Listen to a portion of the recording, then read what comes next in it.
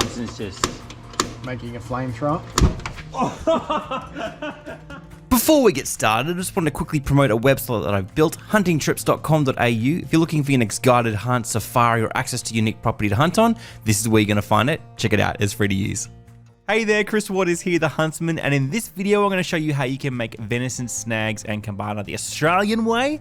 Now this is actually a deer, a sambar in fact, that we shot up in the high country a few weeks ago. If you want to see the video that relates to that, it's a two-parter you can check up the top. Otherwise, let's get started.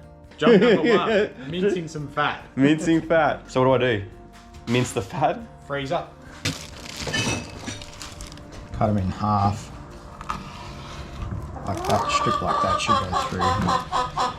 Perfect. And then run that through the mincer. Yeah. Should have styled my hair.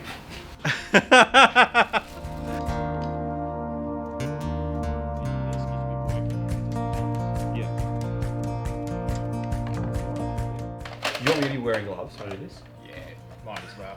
It's probably better.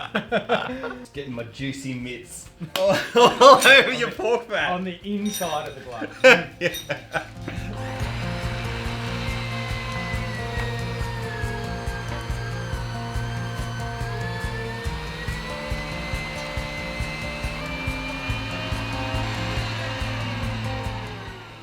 $20 ounces of pork fat. 567 grams.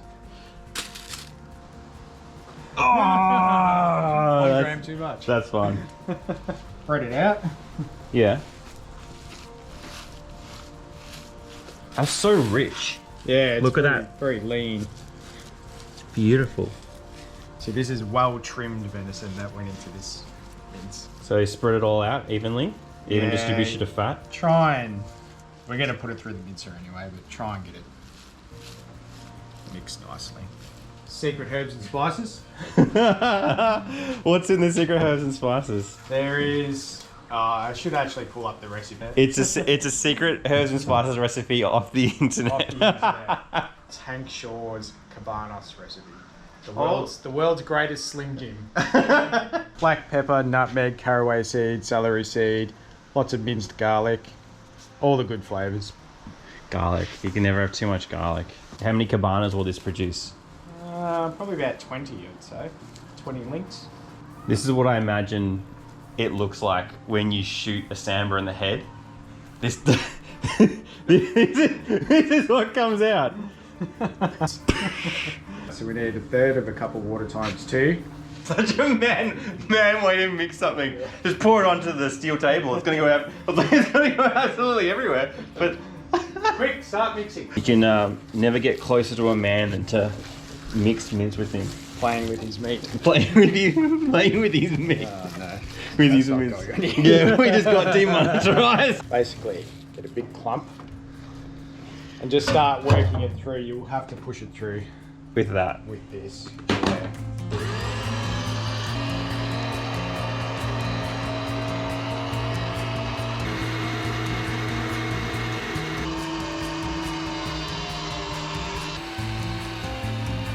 Happy? Happy. Tyson's just Making a flamethrower.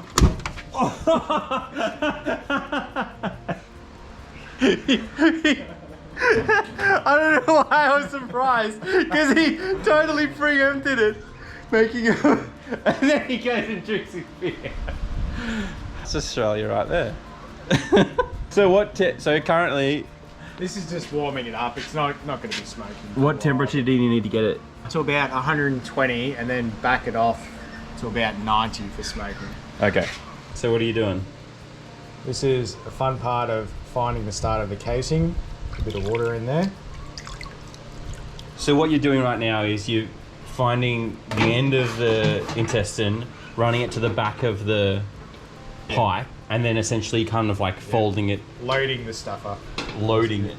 This is the foreskin method for piping snags. There is a circumcised method for those of you out there with Jewish or kind of classic Christian heritage. So Tyson was just saying that the reason why you soak it is obviously so it's kind of more malleable when you're putting it onto the pipe.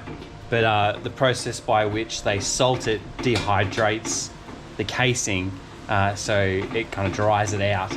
So you want to get it wet and moist again and malleable so that you can put it on, hence why you soak it first.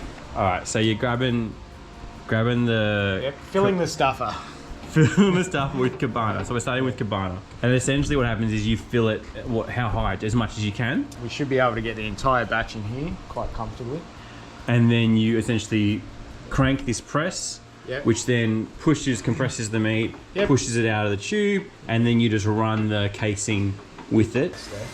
Slowly, because it'll shoot out otherwise. We just want to see turtleneck. Alright, I'll crank until we turtleneck it. Isn't there a name for this? Prairie dogging? Oh, okay. We got leakage. Yep, it's okay. Bit of water coming in. Oh, okay, it's tough. You're right. Yep. Whoa, Whoa. There we go. So you're just tying a knot there? Yeah, trying to tie it off. Try and tie a knot.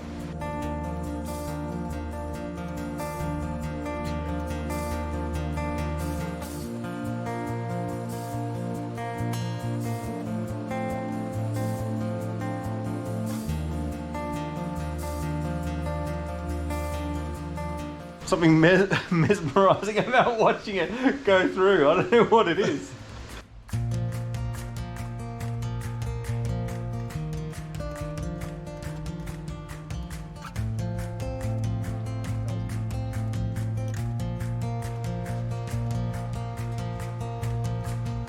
Twist it.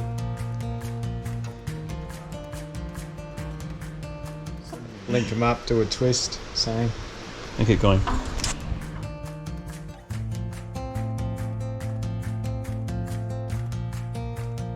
Okay, so we're getting there. So you've essentially tied it off. You've made these little bundles. You've put like S hooks on them. Yeah. And then these will then go into the smoker.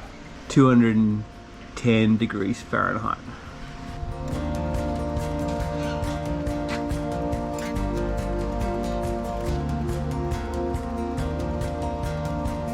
That just smells good. And so, what? How long? 8 hours. Probably 8 hours. And they'll be done.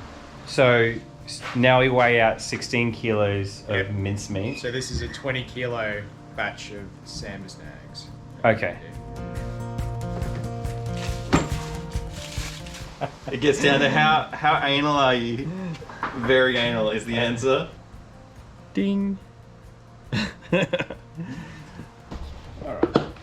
So if you want to know what 16 kilos of venison mince looks like, that's the answer. It's a lot. It's a lot. That's a lot of mince. How many sambar is 16 kilos of mince? I reckon this was probably 3 sambar legs. Okay. Whole sambar legs. That's a lot. Rear legs. Yeah. Mashing is probably the fastest way to break it, honestly. Like a table patty. the world's biggest burger. You know, like a training montage. It's like.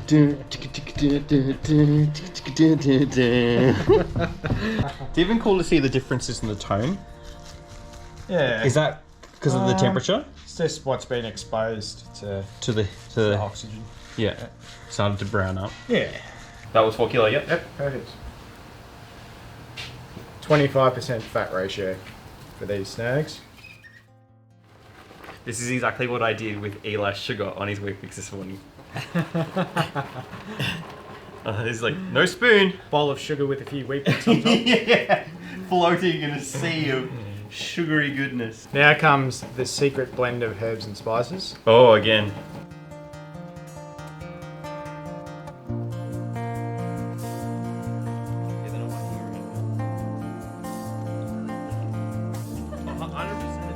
Start folding in.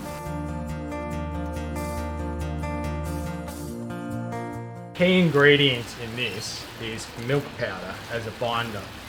That was in the seasoning? That was in the seasoning, yeah. A lot of people with traditional sausages always use breadcrumbs as The binding a agent. binder and a filler, and to be honest, it's just pretty boring texture sort of wise, whereas you can use milk powder, get more flavour, and it does a better job as a binder. You can see how sticky it's getting. Yeah, already. It looks like patties, like. Yeah. So how many snags will this make, you reckon? A lot.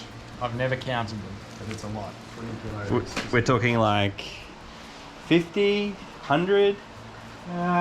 Somewhere between there. I couldn't pick any two random numbers, and Tyson would be like, yeah, between 1,000, 2,000.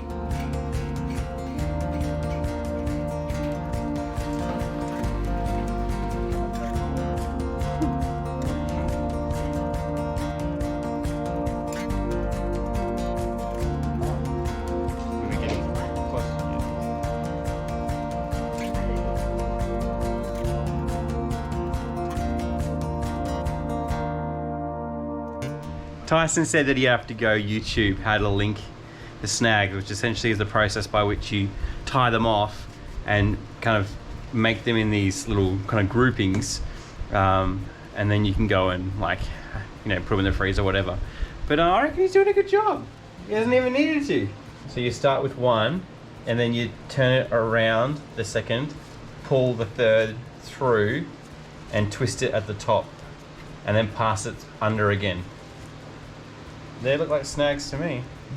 And that's it. Once you've done, you can go ahead and enjoy your beautiful venison snags or cabana. I actually went ahead and cooked my snags for my family, which is absolutely beautiful. I don't know about you, but there's something about cooking your own meat that you've gone out and harvested yourself. You've put in the hard work, you've hauled the meat up to camp, you've butchered it, you've made some amazing organic food out of it, and then you get to enjoy it. It's just absolutely beautiful. So let me know in the comment section below if you have your own sambar or venison snag or cabana recipe. If it's different from this one, I want to know. Otherwise, if you have any questions at all about anything in the process of making these two things, let me know in the comments. Happy to answer them. Otherwise, hopefully you're getting out for a hunt and enjoying some good healthy food. All right, see you later. Bye.